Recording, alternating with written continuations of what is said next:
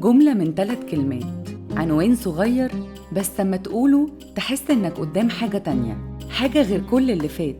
سواء كانت رواية غزل خيوطها أديبنا العظيم نجيب محفوظ زي العوايد، أو عمل درامي أبدعه كاتبنا الكبير والسيناريست محسن زايد.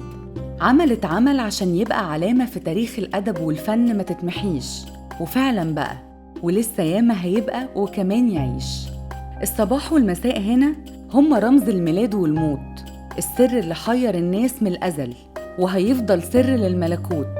دراما رغم حدود الزمان والمكان فيها تحسها حدوتة بكر كانت مستخبية جوه سرداب من سراديب ألف ليلة وليلة، وجاية تبوح لنا بالسر. دراما متعشقة في تفاصيلها، بتحكي حكايات الناس، كل الناس من صبحها لليلها، البشوات والبهوات، الأفندية والعواطلية، المشايخ والدراويش والحرافيش. دراما بتكشف حكايات السرايات والحواري ووشوشة المشربيات وقت العصاري. حياة اللي عاش فيها العمر يضحك زي اللي عاشها في الأسى، يدوب عابر سبيل في ذكرى وحشة كانت أو كويسة. الحياة أول ما تبتدي تنتهي، ما هي أصلها يدوب صبح ومسا.